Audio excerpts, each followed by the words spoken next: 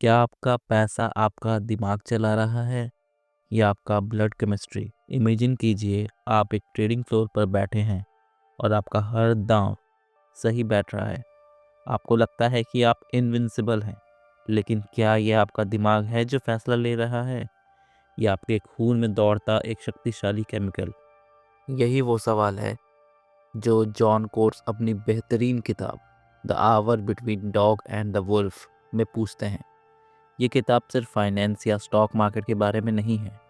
ये हमारे बायोलॉजी, हमारे बॉडी और हमारे दिमाग के उस गहरे रिश्ते की कहानी है जो हमें या तो एक कामयाब विनर बनाता है या एक डरा हुआ लूज़र। जॉन कोट्स की बुक का ये पार्ट सबसे ज़्यादा इम्पैक्ट डालने वाला हिस्सा है, क्योंकि ये हमारे दिमाग के लॉजिक और हमारी बॉडी की केमिस्ट्री के बीच के लिंक को एक्सपोज करता है। इस पार्ट का फोकस पूरी तरह से द विनर इफेक्ट और टेस्टोस्टेरोन पर है। जॉन कोट्स, जो पहले गोल्डमैन सैक्स और डॉइचे बैंक में एक सीनियर ट्रेडर थे, उन्होंने नोटिस किया कि जब मार्केट ऊपर जाते हैं तो ट्रेडर सिर्फ खुश नहीं होते, बल्कि उनका पूरा फिजिकल डिमीनर बदल जाता है। वो ज़्यादा तेज़ चलते हैं, उनकी आवाज़ भारी हो जाती है और उनका कॉन्फिडेंस एक ऐसी स्टेज पर पहुंच जाता है जिसे हम गॉड कॉम्प्लेक्स कह सकते हैं। इसे कोर्स ने एक साइंटिफिक लेंस से देखा और पाया कि ये सब टेस्टोस्टेरोन नामक हार्मोन का कमाल है।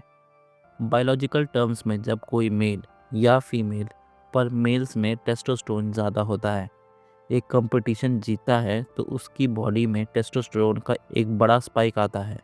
यह हार्मोन दिमाग में जाकर एंड्रोजन रिसेप्टर्स से बाइंड हो जाता है और डोपामाइन रिलीज करता है। डोपामाइन वही केमिकल है जो हमें प्लेजर और रिवॉर्ड का एहसास कराता है। इसे एक फीडबैक लूप बनता है। आप जीतते हैं, हार्मोन बढ़ता है, आपको अच्छा लगता है, आपका कॉन्फिडेंस बढ़ता है और आप अगली बार और बड़ा रिस्क लेने के लिए तैयार हो जाते हैं। ट्रेडिंग फ्लोर पर यह विनर इफेक्ट एक खतरनाक मोड़ ले आता है। कोट्स ने लंदन के ट्रेडिंग फ्लोर पर एक रियल टाइम स्टडी की, जिसमें उन्होंने ट्रेडर्स के सलाइवा सैंपल्स लिए। उन्होंने पाया कि जिन ट्रेडर का सुबह का वक्त टेस्टोस्टेरोन लेवल हाई था, उन्होंने उस दिन ज़्यादा प्रॉफिट कमाया। इसका मतलब है कि उनका बायोलॉजी उन्हें मार्केट की अपॉर्चुनिटीज़ पहचानने और एग्रेसिव बेट्स लेने में मदद कर रही थी। लेकिन यही चीज़ उनकी सबसे बड़ी दुश्मन भी बन सकती है। जब टेस्टोस्टेरोन का लेवल एक ऑप्टिमम पॉइंट से ऊपर निकल जाता है तो ट्रेडर इरेशनल एक्सुबरेंस का शिकार हो जाता है। इस स्टेज पर वो दिमाग से सोचना बंद कर देता है। उसे लगने लगता है कि मार्केट कभी नीचे गिरेगा ही नहीं, अब वो जो भी ट्रेड लेगा वो सही जाएगा। कोर्स इसे द डॉग फेज कहते हैं, एक ऐसा फेज जहां ट्रेडर कॉन्फिडेंट, फ्रेंडली और एनर्जेटिक होता है, लेकिन वो वार्निंग साइन को इग्नोर करने लगता है। वो डेटा और एनालिसिस को रद्दी समझने लगता है, और क्योंकि उसे अपने गट फीलिंग और विनिंग स्ट्रीक पर हद से ज़्यादा भरोसा हो जाता है। इस विनर इफेक्ट का सबसे बुरा असर होता है फाइनेंशियल बबल्स पर। कोर्ट्स एक्सप्लेन करते हैं कि जब मार्केट में हर कोई जीत रहा होता है तो पूरे ट्रेडिंग फ्लोर का टेस्टोस्टेरोन लेवल कलेक्टिव तौर पर बढ़ जाता है। ये पूरी कम्युनिटी को एक यूफोरिक स्टेट में ले जाता है जहां कोई भी रिस्क को मैनेज नहीं करना चाहता। सब लोग एक दूसरे को देखकर और बड़े रिस्क लेते हैं, जिससे एसेट प्राइस रियल वैल्यू से बहुत ऊपर निकल जाते हैं। कोर्स की रिसर्च दिखाती है कि विनिंग स्ट्रीक के दौरान हमारी बायोलॉजी हमें रिस्क ब्लाइंड बना देती है। हमारा दिमाग सिर्फ रिवॉर्ड को देखता है और प्रोबेबिलिटी ऑफ लॉस को इग्नोर कर देता है। ये बिल्कुल वैसा ही है जैसे कोई जंगली जानवर अपनी टेरिटरी जीतने के बाद और ज़्यादा एग्रेसिव हो जाता है। लेकिन फाइनेंस की दुनिया में ये एग्रेशन अक्सर तबाही का रास्ता बनती है, क्योंकि मार्केट हमेशा ऊपर नहीं रह सकता। इस पार्ट का मेन लेसन ये है कि हमारी रैशनैलिटी, समझदारी हमारी हार्मोन्स के सामने बहुत कमज़ोर है। जब टेस्टोस्टेरोन पीक पर होता है तो बड़े से बड़ा इंटेलिजेंट ट्रेडर भी बेवकूफ़ों जैसी डिसीजन ले लेता है। कोर्स कहते हैं कि अगर हमें मार्केट क्रैशेस को रोकना है तो हमें ये समझना होगा कि हम सिर्फ कंप्यूटर पर ट्रेड करने वाले दिमाग नहीं हैं, बल्कि हम केमिकल्स से चलने वाली बॉडीज़ है जो जीतने पर पागल भी हो सकती है। जॉन कोट्स की बुक का अगला पार्ट हमें उस अंधेरे और डर से भरे फेज में ले जाता है जो तब शुरू होता है जब मार्केट क्रैश करता है या किसी ट्रेडर का बुरा वक्त शुरू होता है। इस फेज को कोट्स द वुल्फ फेज कहते हैं और इसका सबसे बड़ा विलेन है कॉर्टिसोल। जब ट्रेडिंग फ्लोर पर प्रॉफिट्स खत्म होते हैं और लॉसेस शुरू होते हैं तो बॉडी की केमिस्ट्री एकदम 180 डिग्री टर्न ले लेती है। जहां टेस्टोस्टेरोन हमें हीरो फील कराता है, वही कॉर्टिसोल, जिसे हम स्ट्रेस हार्मोन भी कहते हैं, हमें एक सर्वाइवल मोड में डाल देता है। कोट्स एक्सप्लेन करते हैं कि हमारी बायोलॉजी आज भी वही है जो हज़ारों साल पहले जंगल में थी।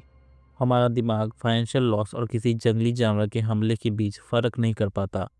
दोनों को वो लाइफ थ्रेटनिंग डेंजर समझता है।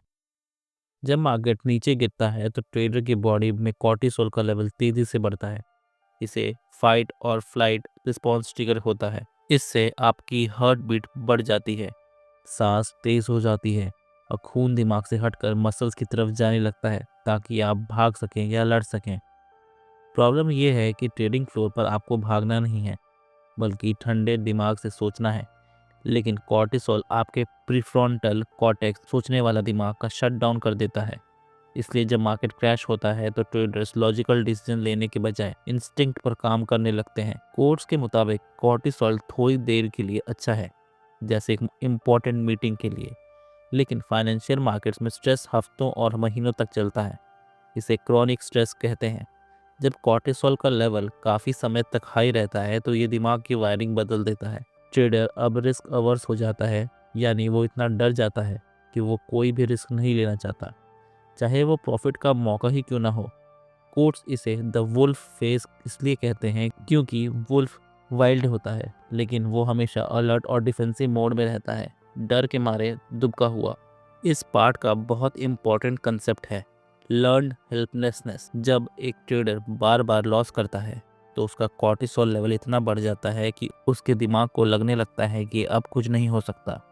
वो फ्रीज हो जाता है। मार्केट क्रैश के वक्त ये सबसे बड़ी वजह बनती है कि मार्केट इतने दिनों तक नीचे क्यों रहता है। लोग इतने डर चुके होते हैं कि सस्ती प्राइस पर भी शेयर्स खरीदने की हिम्मत नहीं जुटा पाते। उनकी बायोलॉजी उन्हें बोलती है बस चुपचाप बैठे रहो और कोई खतरा मत लो। कोर्ट्स ने पाया कि कॉर्टिसोल सिर्फ एक पर्सनल प्रॉब्लम नहीं है, ये कॉन्टेजियस, फैलने वाली बीमारी है। जब एक ट्रेडर डर में होता है तो उसकी बॉडी लैंग्वेज और टेंशन दूसरे ट्रेडर्स को भी अफेक्ट करती है। इससे पूरे ट्रेडिंग फ्लोर पर एक एंजाइटी का माहौल बन जाता है।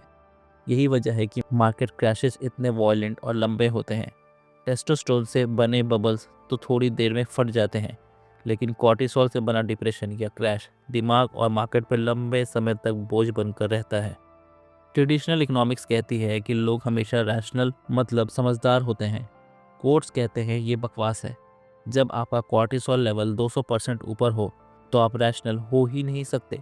आपका दिमाग सिर्फ सर्वाइवल के बारे में सोच रहा होता है।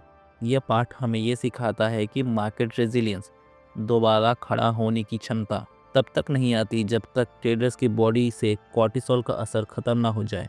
अगर पार्ट 1 ओवर कॉन्फिडेंस की कहानी थी तो पार्ट 2 फियर और पैरालाइजिंग स्ट्रेस की कहानी है।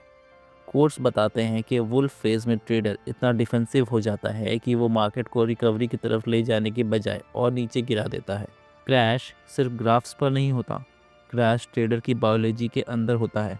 यह पार्ट सबसे ज़्यादा रिवॉल्यूशनरी है क्योंकि ये इस पुराने ख्याल को तोड़ता है कि ट्रेडिंग या कोई भी बड़ा डिसीजन सिर्फ हमारे दिमाग में होता है। कोर्स कहते हैं कि हमारा दिमाग और बॉडी एक दूसरे से इतने गहरे जुड़े हैं कि ट्रेडिंग एक्चुअली एक एथलेटिक इवेंट है। इस पार्ट का सबसे बड़ा मैसेज ये है कि हमारा गट फीलिंग, अंदरूनी आवाज़, कोई जादू नहीं है, बल्कि एक high speed biological data processing system है। कोर्स एक बहुत इंटरेस्टिंग स्टडी का जिक्र करते हैं। उन्होंने लंदन के टॉप ट्रेडर्स का एक टेस्ट लिया जिसमें उन्हें बिना अपनी पल्स छुए अपनी हार्ट बीट काउंट करनी थी। जो ट्रेडर्स अपनी हार्ट बीट को ज़्यादा एक्यूरेटली महसूस कर पा रहे थे, वही ट्रेडर्स मार्केट में सबसे ज़्यादा प्रॉफिटेबल और लॉन्ग टर्म सर्वाइवर्स थे। इस एबिलिटी को इंट्रोसेप्शन कहते हैं। हमारा दिमाग हमारी बॉडी के सिग्नल्स जैसे हार्ट बीट, स्वेटिंग, ब्रीदिंग को लगातार मॉनिटर करता है। जब मार्केट में कोई खतरा होता है तो हमारी बॉडी दिमाग से पहले रिएक्ट करती है। एक एक्सपीरियंस ट्रेडर फील कर लेता है कि कुछ गलत है, भले ही वो उसे लॉजिक से एक्सप्लेन ना कर पाए। कोर्ट्स ने एंटोनियो डेमासियो की थ्योरी का यूज़ किया है, जिसे सोमैटिक मार्कर्स कहते हैं। हमारा दिमाग हर एक्सपीरियंस के साथ एक फिजिकल टैग लगा देता है। अगर पास में आपने किसी स्पेसिफिक पैटर्न पर लॉस किया था तो अगली बार वैसे ही पैटर्न देखते ही आपका स्टोमक टाइट हो जाएगा या आपको बेचैनी होने लगेगी। ये बॉडी सिग्नल शॉर्ट हैंड का काम करते हैं। लॉजिकली सब कुछ चेक करने में वक्त लगता है, लेकिन बॉडी का सिग्नल माइक्रो सेकेंड में मिल जाता है, जो फास्ट मूविंग मार्केट्स में बहुत ज़रूरी होता है। हमारे दिमाग और ऑर्गन्स के बीच एक मेन हाईवे है जिसे वेगस नर्व कहते हैं। ये पार्ट में कोड्स बताते हैं कि ये रास्ता टू वे है। सिर्फ दिमाग बॉडी को सिग्नल नहीं भेजता, बल्कि बॉडी भी दिमाग को बताती है कि उसे कैसा फील करना चाहिए। अगर आपकी बॉडी फिजिकल स्ट्रेस में है, कम नींद, जंक फूड या एक्सरसाइज की कमी, तो आपकी वेगस नर्व दिमाग को अनस्टेबल सिग्नल भेजेगी, जिससे आप गलत डिसीजन लेंगे। इसीलिए एक अच्छा ट्रेडर बनने के लिए आपको अपने फिजिकल मशीन को ट्यून अप करना पड़ेगा। कोर्स इस बात पर जोर देते हैं कि रेजिलियंस, मुसीबत से लड़ने की ताकत, कोई मेंटल ट्रिक नहीं है, बल्कि ये बायोलॉजिकल है। जैसे एक एथलीट अपनी बॉडी को ट्रेन करता है ताकि वो कंपटीशन के प्रेशर को झेल सके, वैसे ही ट्रेडर्स को भी अपनी बायोलॉजी को ट्रेन करना चाहिए। अगर आप बहुत ज़्यादा कॉर्टिसोल झेल रहे हैं, तो आपका फिजिकल हार्डवेयर क्रैश हो जाएगा। कोड सजेस्ट करते हैं कि फिजिकल फिटनेस और कूलिंग ऑफ पीरियड्स, मार्केट से ब्रेक लेना ज़रूरी है ताकि बॉडी के सेंसर्स दोबारा रीसेट हो सकें। हमें हमेशा सिखाया जाता है कि इमोशंस को ट्रेडिंग से दूर रखो, लेकिन कोड्स इससे डिसएग्री करते हैं। वो कहते हैं कि इमोशंस और फिजिकल सेंसेशंस एक्चुअली डेटा हैं। एक सक्सेसफुल ट्रेडर वो नहीं है जो बिल्कुल रोबोट बन जाए, बल्कि वो है जो अपनी बॉडी की सिग्नल को पढ़ना सीख जाए। अगर आपकी बॉडी डर रही है, तो उसका एक वैलिड रीज़न है। आपका दिमाग पुराने पैटर्न्स को रिकॉग्नाइज कर रहा है। इस पार्ट का कंक्लूजन ये है कि कोर्स बताते हैं कि फाइनेंस कोई मैथ्स का पेपर नहीं है, बल्कि एक हाई स्टेक्स फिजिकल परफॉर्मेंस है। जो लोग अपनी बॉडी को इग्नोर करते हैं, वो मार्केट के उतार चढ़ाव में जल्दी बीमार पड़ जाते हैं या बर्न आउट का शिकार हो जाते हैं। इंट्यूशन एक्चुअली वही नॉलेज है जो हमारी बॉडी ने बरसों के एक्सपीरियंस से सेव की है। जॉन कोट्स की बुक का आखिरी पार्ट हमारी पर्सनल बायोलॉजी से हटकर पूरे फाइनेंशियल सिस्टम की तरफ देखता है। ये हिस्सा सबसे ज़्यादा कंट्रोवर्शियल और थॉट प्रोवोकिंग है, क्योंकि कोट्स यहाँ बताते हैं कि कैसे हम अपनी बायोलॉजी को समझकर अगले बड़े स्टॉक मार्केट क्रैश को रोक सकते हैं।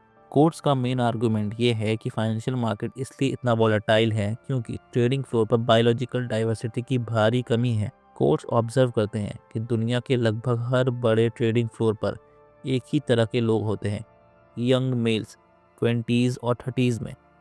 जब एक ही ग्रुप के लोगों में हाई टेस्टोस्टेरोन होता है, तो वो सब एक साथ विनर्स इफेक्ट का शिकार होते हैं। जब मार्केट बढ़ता है तो ये सब के सब एक साथ एक्सट्रीम रिस्क ले लेते हैं, जिससे बबल बनता है। जब मार्केट गिरता है तो इन सब का कॉर्टिसोल एक साथ स्पाइक करता है, जिससे मास पैनिक और क्रैश पैदा होता है। कोर्स इसे एक मोनोकल्चर कहते हैं। जैसे एक खेत में अगर एक ही तरह की फसल हो तो एक ही बीमारी पूरी खेत को तबाह कर सकती है। कोर्स एक बहुत बड़ा सॉल्यूशन देते हैं। ट्रेडिंग फ्लोर्स पर वुमेन की संख्या बढ़नी चाहिए। वुमेन में टेस्टोस्टेरोन लेवल्स नेचुरली कम होते हैं और उनका हार्मोनल सिस्टम मेल्स के मुकाबले ज़्यादा स्टेबल रहता है। वुमेन विनर्स इफेक्ट में आकर अंधाधुंध रिस्क लेने से बचती हैं। वो मार्केट के बबल्स को ठंडा करने में मदद कर सकती हैं। अगर ट्रेडिंग फ्लोर पर ज़्यादा वुमेन होंगी तो मार्केट इतना एक्सट्रीम ऊपर या नीचे नहीं जाएगा। कोर्ट्स कहते हैं कि बैंक्स अक्सर 40 से 50 साल के ट्रेडर्स को पुराना समझकर निकाल देता है, जो कि एक बड़ी गलती है। जैसे जैसे मर्द बूढ़े होते हैं, उनका टेस्टोस्टेरोन लेवल 1% हर साल कम होता है। इसका मतलब है कि वो यंग लड़कों की तरह ईगो में आकर ट्रेड्स नहीं करते। पुराने ट्रेडर्स ने बहुत सारे साइकिल्स देखे होते हैं। उनके बॉडी में सोमैटिक मार्कर्स ज़्यादा डेवलप होते हैं। वो डर में पैनिक नहीं करते और जीत में पागल नहीं होते। उनका प्रेजेंस मार्केट को मैच्योरिटी देता है। कोर्ट्स एक रेडिकल सजेशन देते हैं। क्या बैंक्स को अपने ट्रेडर्स के हार्मोन लेवल्स मॉनिटर करना चाहिए? अगर किसी ट्रेडर के टेस्टोस्टेरोन हद से ज़्यादा बढ़ गया है, तो मैनेजमेंट को उसे कूलिंग ऑफ पीरियड पर भेज देना चाहिए ताकि वो कोई बड़ा ब्लंडर ना करे। इसका मकसद किसी को कंट्रोल करना नहीं, बल्कि उन्हें उनकी अपनी बायोलॉजी के अंधेपन से बचाना है।